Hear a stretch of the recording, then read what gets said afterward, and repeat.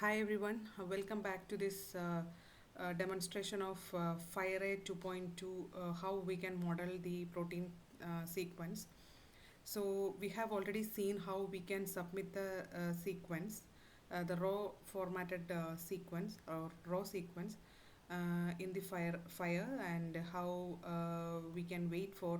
So what are the steps that is running behind after clicking on this search button. So now we are on the page where we can see the result page. So this is our modeled structure, and the details of the structure is also given in the right panel.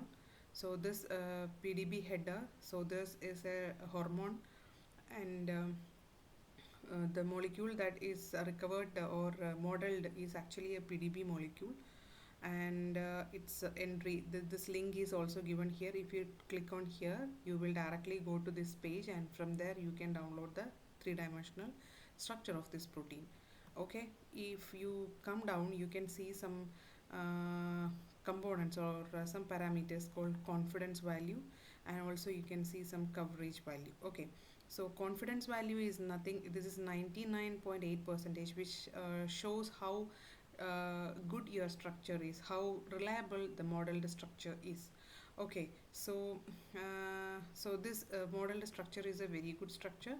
And if we come down, see there are some options are the here, you can read it and you can try with different options available here.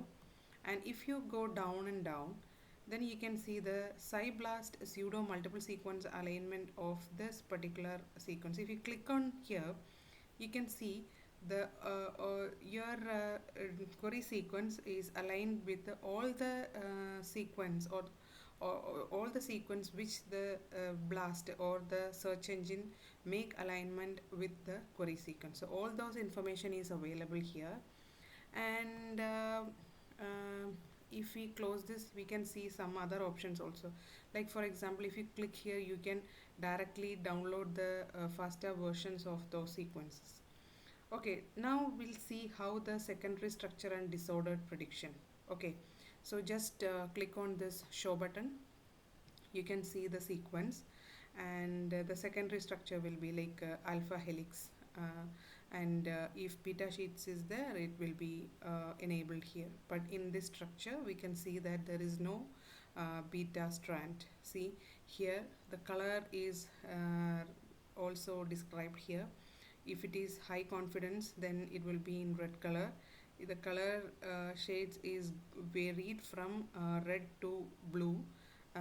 Here also we can see, and some question mark will be there, so that that portions are disordered portions, so that is not able to make a confirmation like whether it is belong to this normal beta sheets or alpha helix.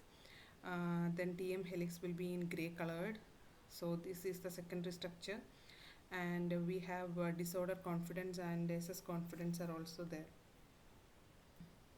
Okay, so SS confidence is the percentage that reflects the likelihood that the predicted fold is correct, and then we can see that disorder and disorder confidence.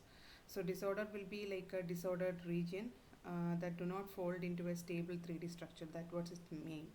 And disorder confidence is nothing but it is also some likelihood that a region of a protein sequence is intrinsically disordered. Okay, so that's what it explains here. And just click on this hide, it will hide the details.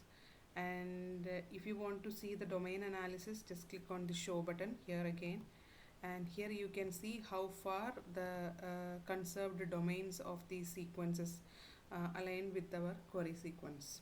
Okay, and if you want to show the detailed template information, there the binding site prediction and transmembrane helix prediction, so these informations are available here. See, in the binding site prediction, automated 3D ligand submission is temporarily suspended due to server load.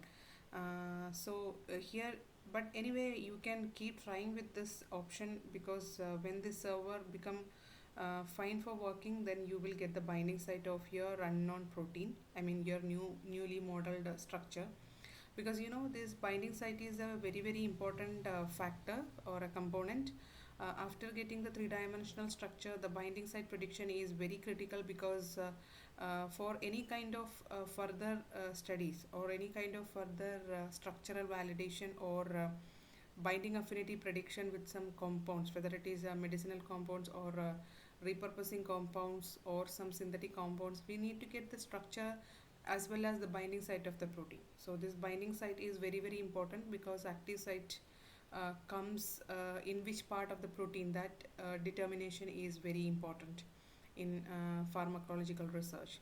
So once we get the residues that are involved in in this active site, we have to make a confirmation that whether this binding site residues are belongs to the hydrophobic residues or not.